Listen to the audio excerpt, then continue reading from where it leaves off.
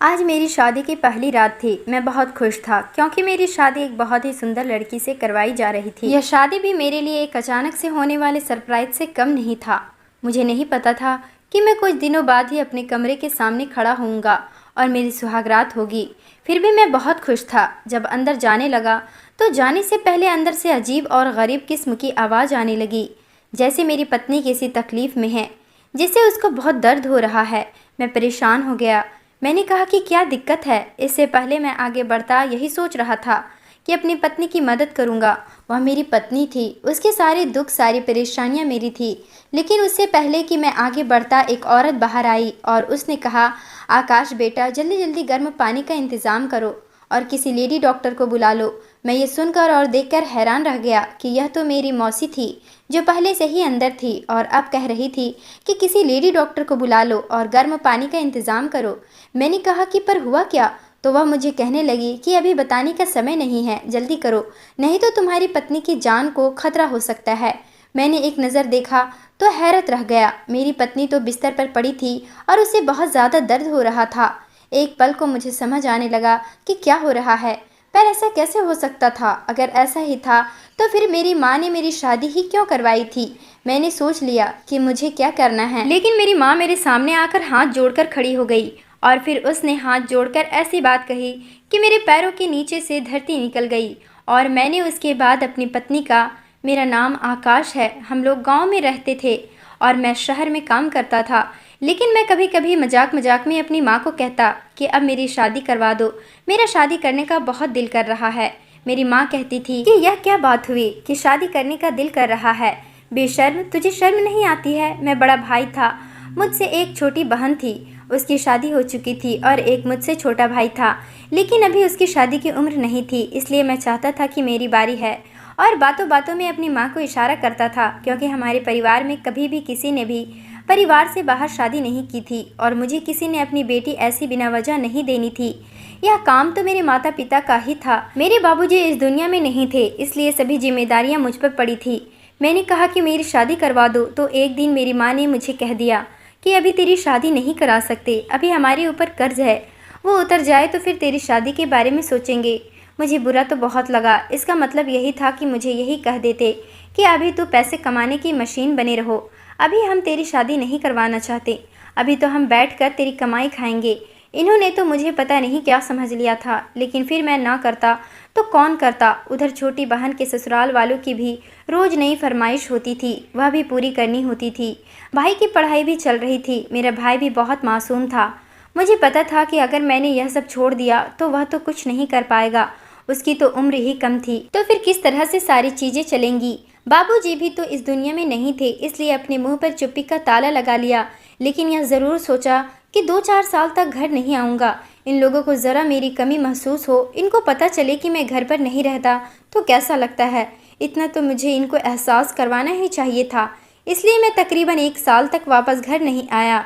फिर एक दिन मेरी माँ ने मुझे फ़ोन करके कहा कि घर आ जा, तेरे लिए एक बहुत बड़ा उपहार रखा है। मुझे पता था कि उन्होंने मेरे लिए कोई कपड़े बनाए होंगे, क्योंकि मेरे कपड़े अभी भी मेरी माँ ही मेरे लिए बनाती थी। लेकिन मैं चंद कपड़ों के लिए वापस आने वाला नहीं था। मैंने फिर भी थोड़ा भाव खाया और कहा कि ठीक है, 2 हफ्ते में आ जाऊँगा। 2 हफ्ते बाद जब आया तो घर को देखकर हैरान रह गया। घर में तो किसी की शादी का माहौल था। मैं समझ गया कि लगता है मेरी माँ मेरे भाई की शादी कर रही है और मेरे बारे में कुछ नहीं सोच रही। लेकिन जब पता चला कि मेरी शादी है तो मैं हैरान रह गया। अब मुझे यह समझ नहीं आ रहा था कि मैं खुश हो जाऊं या फिर परेशान, क्योंकि पता नहीं कौन थी किससे मेरी शादी करवा रहे थे। मेरी माँ ने कहा कि तुझे किसने बता दिया? मैंने कहा कि बाहर हलवाई बैठा मिठाई बना रहा है, उसने मुझे बता दिया। तभी तो आजकल मेरी माँ मुझसे इतने सारे पैसे मांग रही थी। मेरी माँ ने कहा कि और तुम्हें क्या लगता है कि मैंने इतने सारे पैसे लेकर कहाँ जाना था? तेरी शादी है, देख। मैंने कहा कि अम्मा, मुझे खुशी हुई कि आपने देर से ही सही, लेकिन मेरी शादी के बारे में सोचा तो सही, पर मेरी शादी किससे करवा रही हो, या तो बता दो। ऐसे कैसे मैं किसी से शादी कर लूँ? हम गांव में रहते हैं, शादी तुम्हारी मर्जी से ही करनी है। पर मुझे तो तस्वीर भी नहीं दिखाई। अब घर में हलवाई आ चुका है, मेहमान आ रहे हैं और अब आप मेरी शादी करवा रही हो। मेरी माँ ने कहा कि तू लड़की की तस्वीर देखेगा ना तो तू बहुत खुश हो जाएगा। अभी के लिए मैं तुझे उसका नाम बता देती हूँ। उसका नाम सरस्वती है। मैंने कहा कि नाम सरस्वती होने से क्या होता है भला, वह खुद ऐसी नहीं हुई तो? मेरी माँ ने कहा कि मजाक ना कर, बहुत अच्छी लड़की है, मैं तुझे उसकी तस्वीर दिखा दूंगी। पहले तो मुंह हाथ धोकर खाना खा ले। लेकिन मैं यह देखकर भी हैरान था कि ज़्यादा लोगों को नहीं बुलाया था। माँ ने सिर्फ अपने साइड वाले लोगों को ही बुलाया था। बाबूजी के साइड से किसी को भी नहीं बुलाया था। मैंने अपनी माँ से पूछा कि उन्हें क्यों नहीं बुलाया, तो माँ ने कहा कि वह बहुत ज़्यादा बातें करने वाले लोग हैं, कहीं कोई ऊंच नीच हो जाए तो हमें कभी माफ़ नहीं करेंगे। मैंने कहा कि कुछ नहीं होगा। तो मेरी माँ ने कहा कि बेटा, शादी वाला घर है और तेरे बाप के घर वालों को मैं कभी खुश नहीं कर पाई। मेरा बड़ा बेटा है तो तेरी ज़िंदगी का बहुत बड़ा दिन है। मैं नहीं चाहती कि कोई ऐसी वैसी बात हो जाए। उन लोगों को नहीं बुलाएंगे। हम वैसे भी तेरे बाप के गुजर जाने के बाद उन्होंने हमारा कभी ख्याल नहीं रखा। मैंने कहा कि जैसा आप कहती हो वैसा ठीक है, सब कुछ आप अपनी मर्ज़ी से कर रही हो, मुझे लड़की की तस्वीर तो दिखा दो। मेरी माँ ने मुझे लड़की की तस्वीर दिखाने में बहुत देरी की, लेकिन रात को जब वह मेरे कमरे में आई तो मुझे लड़की की तस्वीर दिखा ही दी। मेरा कमरा भी पहले से ही सजा हुआ था। यहाँ पर लड़की के लिए काफ़ी सारी चीज़ें पड़ी थी। सिंगल बेड की जगह डबल बेड पड़ा था। मुझे अभी तक समझ नहीं आ रहा था कि यह क्या हो रहा था। कहाँ मैं शादी करने के लिए मरा जा रहा था तो किसी ने मेरी शादी नहीं करवाई, और अब मुझे अचानक बुलाकर इतनी जल्दी में मेरी शादी करवाई जा रही थी। लेकिन मन ही मन में मैं इस बात पर खुश था कि चाहे जल्दी में हो चाहे जैसे भी, शादी तो हो रही थी। जब मेरी माँ ने मुझे लड़की की तस्वीर दिखा दी तो मैं बहुत हैरान रह गया। वह बहुत ज़्यादा सुंदर थी, लंबे कद की थी, दुबली पतली थी और मेरी उम्र की ही लग रही थी। उसकी तस्वीर को देखते हुए तो मैं कहीं खो गया। मेरी माँ ने मेरे हाथ से वह तस्वीर ले ली और मेरे कान में कहा कि यह तस्वीर है, तस्वीर कल को वह तेरे पास आ जाएगी, फिर उसको बैठकर देखता रहना। मैं भी शर्मिंदा सा हो गया। मैंने कहा कि इतनी सुंदर लड़की आपको कहाँ से मिल गई? इतनी सुंदर तो आपका बेटा भी नहीं है। मेरी माँ ने कहा कि मेरा बेटा तो बहुत अच्छा है, मेरा बेटा तो हीरा है। वैसे एक बात थी कि मेरी माँ मुझसे कोई इतना ज़्यादा लाड़ प्यार नहीं करती थी कि मेरा बेटा हीरा है, मेरा चांद बेटा है, लेकिन आज कर रही थी। अभी तक इस घर में जो कुछ भी हो रहा था वह सब कुछ ही ऐसा था कि जिसके बारे में मैंने कभी नहीं सोचा था कि एक दिन हो सकता है, लेकिन अब हो रहा था। सुबह मेरी शादी थी। मेरी माँ ने मेरे लिए कपड़े भी रख दिए और मुझे कहा कि समय से तैयार हो जाना, शादी मंदिर में होनी थी। हम लोग भी सज धज के मंदिर पहुंच गए। मेरी पत्नी ने फिलहाल घूंघट किया हुआ था। उसके तरफ के घर वालों में मेरे ससुर जी भी थे और सासू माँ भी थी और एक साली भी थी। हमारी शादी हो गई और अब हम लोग वापस घर की तरफ आ रहे थे।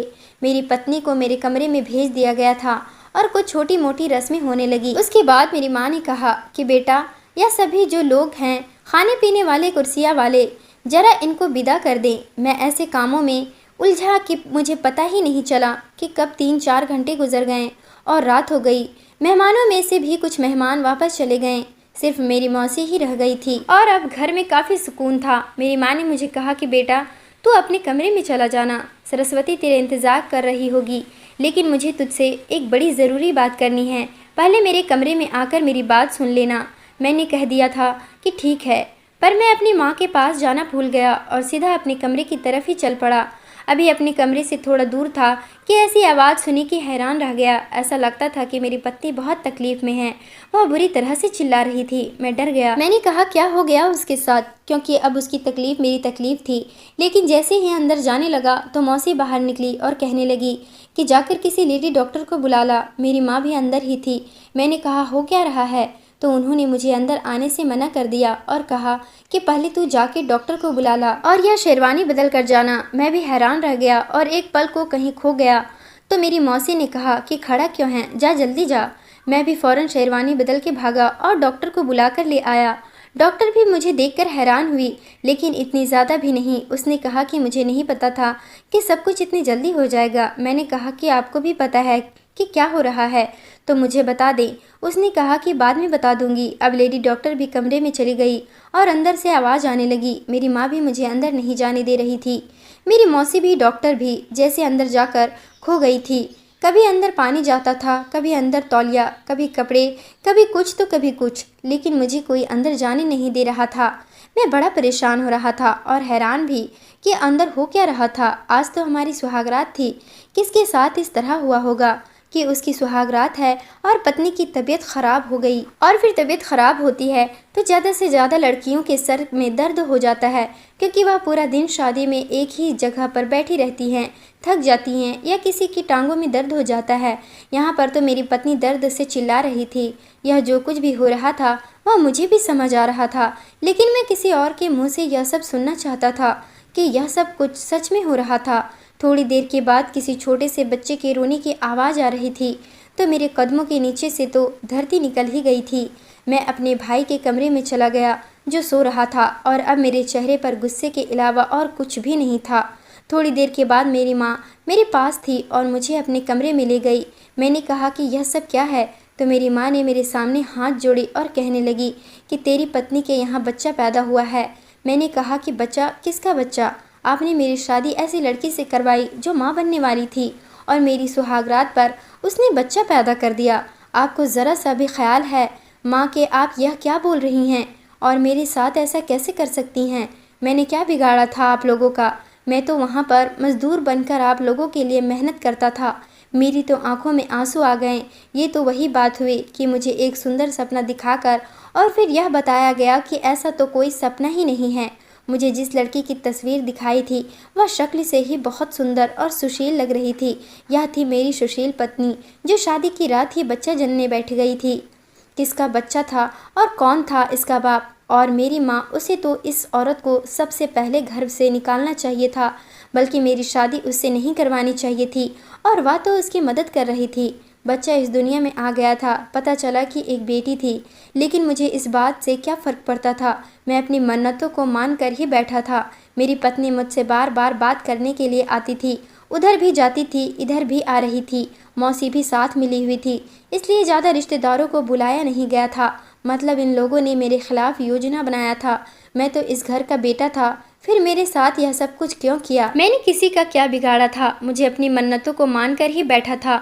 मेरी पत्नी ने आकर बताया कि बेटी हुई है, तो मैंने कहा कि हाँ, जैसी उसकी मन है वह भी ऐसे ही बनेगी। इस औरत को कहो कि अपनी बच्ची उठाए और अपना सामान भी उठाया और निकल जाए इस घर से। घर में इसको और इसके पाप को बार बार पालने वाला नहीं। अगर यह बात 1-2 महीने पुरानी होती तो शायद मैं यह मान लेता कि आपको भी पता नहीं था, लेकिन आप 9 महीने की गर्भवती औरत से मेरी शादी करवाती हैं और आपको एक पल को भी पता नहीं चलता। मैंने तो सब कुछ आप पर छोड़ा हुआ था। मेरी पत्नी ने कहा कि मैंने तुझे भी तो जन्म दिया है, तेरे लिए बहुत मुसीबतें उठाई है। तुझे अपने बाबूजी का पता है ना, वह घर के कामों में कभी मेरी मदद नहीं करते थे। मैं तुम लोगों को कैसे पाला पोसा किया मैं खुद जानती हूँ। तो बहुत छोटा था, मेरे पहले बेटे था। मैं तुमसे अपनी मेहनत का हिसाब मांगती हूँ। आज तुम्हें अपने मन के लिए बहुत बड़ा कदम उठाना होगा। तुम्हें इस लड़की को स्वीकार करना होगा। मैंने कहा कि माँ, आपको क्या हो गया है? लड़की को फारिग करवाइए। मुझ में क्या कमी है? क्या मेरी पहले शादी हो चुकी है? क्या मैं 4 बच्चों का बाप हूँ? मुझे कोई और लड़की मिल जाएगी। अच्छा कमाता खाता हूँ। मेरी माँ ने कहा, मैं तुझे पूरी बात नहीं बता सकती हूँ। लड़की को घर से ना निकालना। मैं तेरे आगे हाथ जोड़ती हूँ, तुझे इसे लड़की को कबूल कर ले और सब लोगों को यही बता दे कि यह तेरा बच्चा है। कह दे कि पहले से ही उससे प्रेम करता था और यह सब कुछ तूने किया है। यह एक और बात, मेरी माँ ने ऐसा कर दिया था कि जिसको मैं अभी तक सही से समझ भी नहीं पा रहा था। मैंने कहा कि क्यों मुझे इतने बड़े ज्वालामुखी में फेंक रही हो? माँ, क्यों मेरी परीक्षा ले रही हो? क्या कर रही हो मेरे साथ? मेरी माँ ने कहा, बस तुझसे कोई कुछ भी पूछता है तूने ज़्यादा बात नहीं करनी। तूने कहना है कि तू ही सरस्वती की बेटी का बाप है, बाकी सब मैं संभाल लूँगी। तुझे तेरी माँ की कसम है, तूने यह किसी और के लिए नहीं अपनी माँ के लिए करना है। क्या तुम अपनी माँ के लिए इतना नहीं कर सकता? मैंने कहा, अभी तक सब कुछ तेरे लिए ही तो किया है, लेकिन यह बहुत ज़्यादा हो गया माँ। मेरे लिए यह सब बहुत मुश्किल था। फिर भी मैंने हाँ में सर हिला दिया और मैं अपने भाई के कमरे में ही सो गया। पर सारी रात नींद नहीं आई। 2-4 दिन गुजर गए, मौसी भी चली गई। मेरी माँ ने और सरस्वती मिलकर ही उसे बच्ची की देखभाल कर रही थी। मैंने तो उसे देखा नहीं था, ना उठाया, लेकिन वैसी ही थी जैसे छोटे बच्चे होते हैं। एक दिन मैं अपने कमरे में चला गया क्योंकि मेरा कुछ सामान वहाँ पड़ा था, तो मुझसे सरस्वती ने पहली दफ़ा बात की और कहने लगी, आपके लिए चाय बना दूँ? मैंने कहा था, नहीं, इसकी कोई ज़रूरत नहीं है। उसने कहा, आप पति हैं मेरे, मैं आपका काम नहीं करूँगी तो कौन करेगा? मेरे दिल ने सोचा कि तुम्हें यह बात तब याद नहीं थी कि मैं तुम्हारा पति हूँ, कि तुम किसी की पत्नी बनोगी जब तुम यह सब कुछ कर रही थी। पर मेरी माँ ने कहा था कि उसे कोई बात ना करना। वह बहुत दुख में है, पता नहीं उसे किस बात का दुख था, लेकिन वह भी पूरा दिन अपने कमरे में ही बैठी रहती थी और रोती रहती थी। मेरी माँ उसे कमरे में ही खाना पानी सब कुछ देती थी और उसकी बेटी का भी ख्याल रखती थी। जहाँ तक मैं अपनी माँ को जानता था, मेरी माँ अच्छी औरत थी, कोई ऐसी जालिम औरत नहीं थी। लेकिन इतना बड़ा काम था, मेरी माँ ने यह सब कुछ क्यों कर रही थी? उसके पीछे कोई ना कोई वजह ज़रूर थी, क्योंकि चाहे वह दुनिया की सबसे अच्छी औरत क्यों ना हो, कोई देवी ही क्यों ना हो, लेकिन अपनी बहू के लिए कभी भी इतनी अच्छी नहीं हो सकती। वह भी ऐसी बहू जो पीछे से इतना बड़ा गुनाह करके आई हो और शादी की रात किसी और का बच्चा पैदा करके हाथों में पकड़ा दिया है। और जिस तरह मेरी माँ उस लड़की को प्यार करती थी, ऐसा लगता था कि उनके दिल में रत्ती बराबर भी नफरत या जहर नहीं है। लेकिन यह बात नाकाबिले हज़म थी। मेरी माँ ने मुझे कहा था कि यह बात किसी को कानो कान भी पता नहीं चलनी चाहिए, लेकिन मैं कैसे इस बात को अपने दिल में छुपा के रखता। मैंने अपनी एक भरोसेमंद दोस्त को यह सब कुछ बता दिया। वह भी सुनकर हैरान रह गया। उसने कहा कि एक लड़की को मैं जानता हूँ। मैंने कहा कि बताओ मुझे, यह लड़की कैसी है? तो वह कहने लगा कि लड़की तुझे बहुत अच्छी है, पढ़ी लिखी है, घर से ज़्यादा बाहर नहीं निकलती है। इसका बाप उसका भाई बड़े साथ हैं, घर से बाहर निकलने नहीं देते। इसके 2-3 बच्चे और भी हैं, यह शायद सबसे बड़ी हैं। हमें नहीं पता कि देखने में कैसी है, लेकिन सुना है कि बहुत अच्छी लड़की है। अगर तू मुझे सिर्फ इतना बताता कि तेरी शादी इस लड़की से हो रही है, तो मैं तुझे आंखें बंद करके कह सकता था कि किस्मत से बहुत अच्छी लड़की मिली है। लेकिन यह बात तो मुझे भी हजम नहीं हो रही कि इस लड़की के साथ ऐसा क्या हुआ कि यह इस हद तक जा पहुंची। और तेरी माँ को क्या है कि वह भी इसका साथ दे रही है। देख, तुझे सब कुछ तेरी माँ ही बता सकती है। मैंने कहा कि मुझे यह नहीं जानना कि क्या हुआ, कैसे हुआ।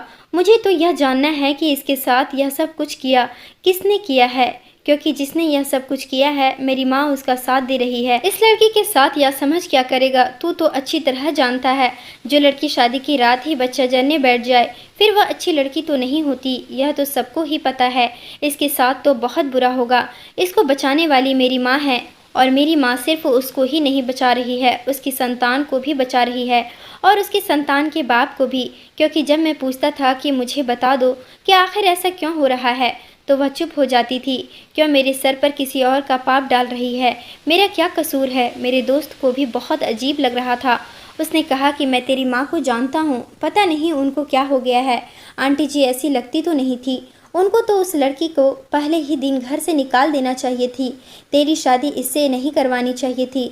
लेकिन अब बात कुछ इस तरह की है कि अगर तू उनसे पूछेगा तो वह बार बार झूठ बोलेगी और तुझे बात का पता नहीं चलेगा। तो एक काम कर, तू उस लड़की को भरोसे में ले, उसे किसी तरह अस्पताल ले जा और वहाँ जाकर इस बच्ची का डीएनए टेस्ट करा ले, तो पता चल जाएगा कि इसका बाप कौन है। मैंने कहा कि लेकिन डीएनए टेस्ट सिर्फ लड़की का करने से क्या होगा, दूसरे आदमी का भी तो टेस्ट करवाना होगा ना। उसने कहा कि हाँ, यह बात भी है। आसपास के सारे लोगों को किसी तरह बहाने से ले जा, कुछ तो कर, तुझे कुछ करना पड़ेगा। यह काम तो बहुत ज़्यादा मुश्किल था। 2 महीने तक उसके यहाँ संतान होने वाली नहीं थी। 2 महीने से, लेकिन 2 महीने पहले ही उसने बच्चा जन्म दिया। शायद इसीलिए सब कुछ इस तरह से हुआ था। लेकिन वह 7 महीने की गर्भवती तो थी ना। मेरी माँ को तो इस बारे में पता होना चाहिए था। मेरी माँ ने खुद भी तो बच्चे पैदा किए थे। इसका मतलब कि मेरी माँ उसके साथ मिली हुई थी। मेरी पत्नी ऐसी रोती रहती थी जैसे उसके साथ कोई बहुत बड़ा जुल्म हुआ है, जबकि जुल्म मेरे साथ हुआ था। मैंने अपनी माँ से कहा, मुझसे ये सब कुछ नहीं हो रहा। मेरी माँ ने कहा, तू सब कुछ संभालने की कोशिश कर, तू अपनी पत्नी के साथ रह, वह तेरी पत्नी है, उसके साथ थोड़ा समय बिता, उसकी तबीयत ठीक हो जाएगी तो अपनी ज़िंदगी का पहला दिन एक दूसरे के साथ गुजारो, सब कुछ ठीक हो जाएगा। लेकिन मेरा दिल ही नहीं मानता था। मेरी माँ कहती थी कि अगर हमने बच्चे को नहीं अपनाया तो बहुत बड़ी क़यामत आ जाएगी। पता नहीं कौन सी आपत्ति और क़यामत की बात कर रही थी। मेरे लिए तो पहले ही मुझ पर मेरी क़यामत आ चुकी थी। मेरी माँ ने मुझे फिर से अपनी बातों में लगा लिया और कहा कि अपने कमरे में सोया कर। पर जब से मैं उसके कमरे में सो रहा था, मैंने एक अजीब बात देखी थी कि वह रात को नींद में बोलती थी और ऐसा लगता था कि किसी से डर रही है। अजीब सी बातें करती थी, कहती थी नहीं नहीं दूर रहो मुझसे, नहीं नहीं दूर रहो, इस तरह की बातें करती थी। मेरा दिल करता था कि मैं उसको जगा दूं। शायद वह भी बुरा सपना देख रही थी, लेकिन फिर मैं भी नहीं जगाता था। थोड़ी देर के बाद उसकी आंखें खुल जाती थी तो मैं सोने का नाटक करता था और वह फिर एक घंटे तक रोती रहती थी। ऐसी भी क्या बात थी? मुझे लगा कि मुझे उससे पूछना चाहिए, लेकिन जब मैंने उससे पूछा तो उसने सब कुछ मेरी माँ पर डाल दिया और कहा कि आप अपनी माँ से पूछ लें, मैं आपको कुछ नहीं बता सकती। इन दोनों औरतों ने पकड़कर मेरी ज़िंदगी को नर्क बना दिया था। अब मैं क्या करता, किस तरह जानता, किससे बात करता? फिर वही बात, अपने दोस्त की बात पर ही सोचने का इरादा कर लिया और एक दिन अपनी पत्नी को बातों में लगाकर अस्पताल ले गया। मैंने कहा कि बच्चे को पोलियो के कतरे पिलाने वाले आए हुए हैं, चलो इसको ले चलते हैं। वह मेरी बात मान गई। रास्ते में भी सब लोग देख रहे थे कि यह देखो, इसकी अभी शादी हुई है और इसने बच्चा उठा कर रखा है।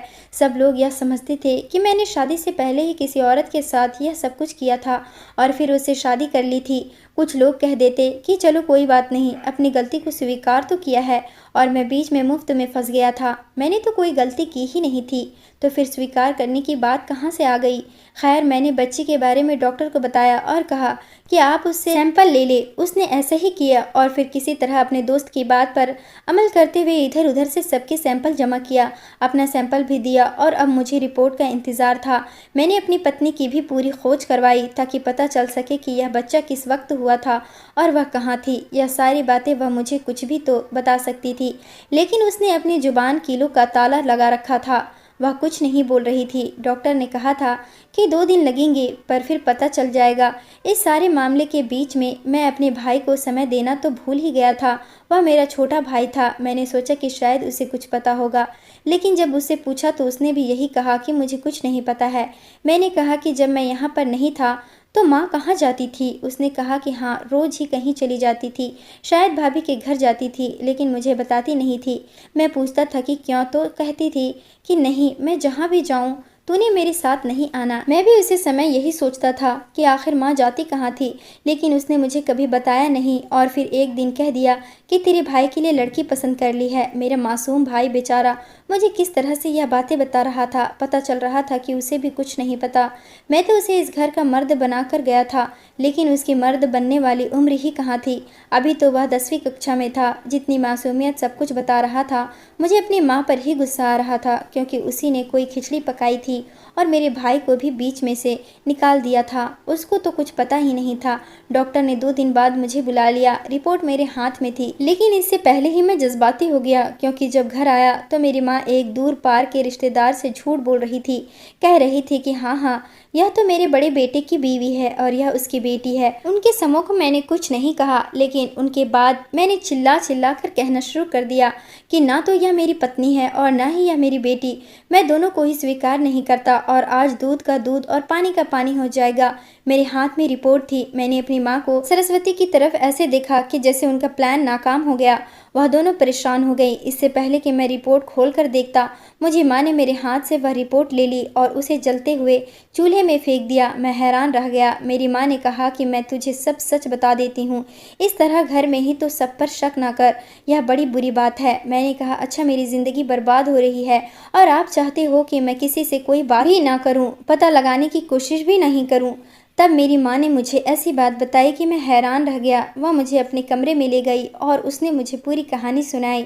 उसके बाद जब मैं बाहर निकला तो सबसे पहले मैंने उसे छोटी सी बच्ची को अपनी गोद में उठाया, जिसका नाम नेहा रख दिया गया था, और मेरी आंखों में आंसू थे। साथ ही मैंने सरस्वती को गले से लगाया और कहती सब कुछ ठीक हो जाएगा, मुझे माफ़ कर दो। वह भी रोने लगी और उसने कहा कि मैंने तुम्हें माफ़ किया है और वह मेरे साथ उसी दिन के बाद से बहुत खुश रहती है। मैं नेहा को इतना प्रेम करता हूँ कि भूल जाता हूँ कि वह मेरी अपनी बेटी नहीं है, क्योंकि ऐसा भी नहीं है कि वह बिल्कुल भी मेरी अपनी बेटी नहीं है, वह मेरी ही बेटी है। हाँ, बात कुछ इस तरह है कि मेरा भाई राकेश, जिसे हम सब लोग बहुत मासूम समझते थे, उसकी संगत बुरी थी और वह बुरे लोगों के साथ उठता बैठता था। उसके दोस्तों ने सरस्वती को कहीं देखा और जब उसने उन लोगों के साथ जाने से इनकार किया और उनके मुंह पर दे मारा तो उन्होंने एक प्लान बना लिया और सब ने मिलकर सरस्वती के साथ बहुत बुरा किया। इतना बुरा किया कि वह अपनी जान देना चाहती थी, लेकिन उसे बचा लिया गया और 1 डेढ़ महीने के बाद उसे पता चला कि वह पेट से है। वह फरियाद लेकर मेरी माँ के पास आई और उसने कहा कि अब मैं केस करूँगी और वह लोग जो आपके बेटे के दोस्त थे वह सब तो अमीर हैं, शायद बच जाए, लेकिन आपके बेटे को सज़ा ज़रूर दिलवाऊंगी।